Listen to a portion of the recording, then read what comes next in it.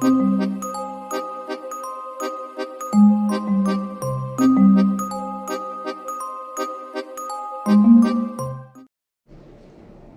welcome to this new video. My name is Martina Vincenzi and I am the founder of the VIP Flight Attendant Academy Private Jet Coach. Today I would like to answer the question of Nicole.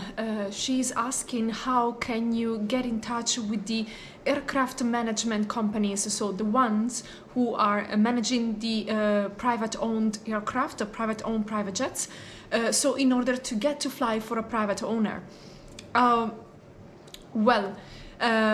This is, I would say the most authentic version of the business aviation. So you fly for a private owner. He is, the owner of the jet, and you are the flight attendant of the private jet of Mr. XX or Mrs. XX, whatever.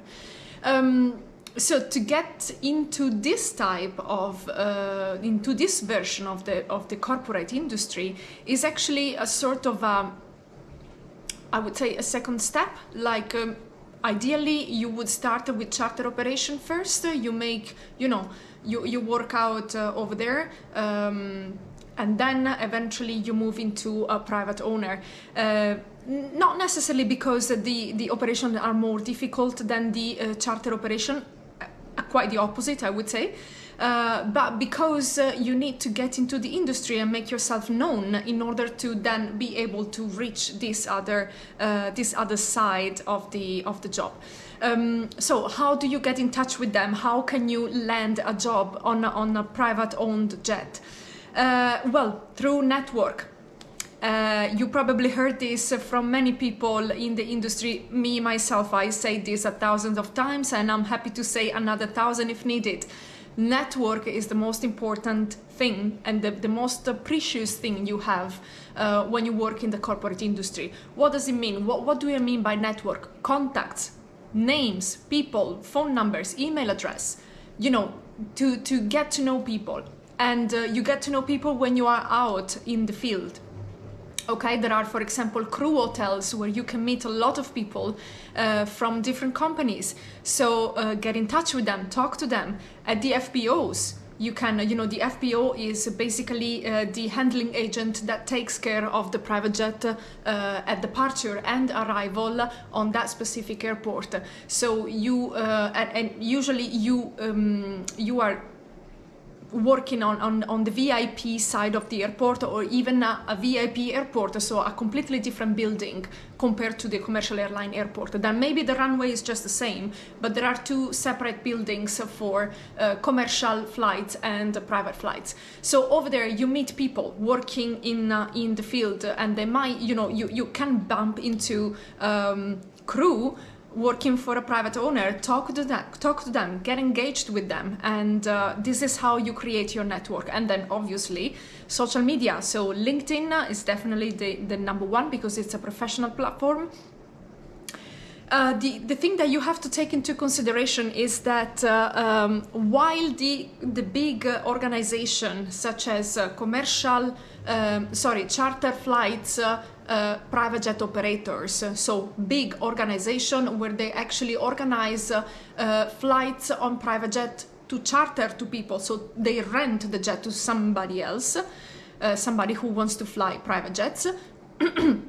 They usually organize the recruitment effort, so recruitment campaigns like the airline does. So they actually advertise them. You can see them. You hear about that. While if it is a private owner, this actually doesn't happen. It's not known. It's not advertised. Okay, so the best thing that you can do is to take a very much good care of your CV, make a very outstanding one. Take, professional pictures of yourself to add into the CV. This is a very much a European tradition. I know in America they don't really do. You don't really send your pictures with your CV. However, so work on that very much and send spontaneous applications. This is the best thing that you can do. When I did recruitment in the past, through the spontaneous application, I have found the brightest stars that I could possibly find out. So this is how you do. You just make yourself into the game. You start playing the game, regardless if you hear somebody looking for people or not. You just you know, touch base, say hello, introduce yourself, present yourself, talk to people, okay? Engage with people, create your own network, okay? We cannot really share network. I mean, yes, we can up to a certain stand, but the most useful and efficient network is the one that you build yourself. So work on that. According to my experience, I would say it takes about 3 years time to build up a big enough network, and then you don't have to constantly work on that on a daily basis, but you can you know, relax a little bit and just continue on a more relaxed way. Yeah, I would say that this is my suggestion for this. This is the biggest piece of advice I can come up with.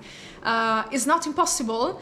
It's definitely a little bit more hidden, a little bit more in the background, but you can get there through the people that you know. And how you get to know people: talking to them, engaging with them, asking questions, and you know, leave your contact, get their contacts, and just you know, try to be well, obviously, I mean, I think it's needless to be said, but as friendly as possible.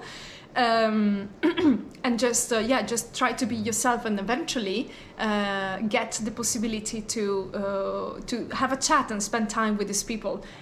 You know, maybe with the pilots. You know, often when it comes to private owned jet, the crew, let's say on average, the crew is composed by 4 pilots and 2 flight attendants, so a total of 6 people. One of the pilots is usually acting as a lead captain, so a lead pilot who is creating, you know, the roster for the rest of the team, scheduling the flights. He is the one maybe in touch with the owner or with the PA of the owner, so he can actually you know, have a better understanding, like the situation under control, is the point of reference, the lead captain. He is also involved into the recruitment, or at least his or her opinion is taken very much into a consideration. So this would eventually be the person you have to get in touch with, because this is the type of person who can help you in getting into the team, into the group.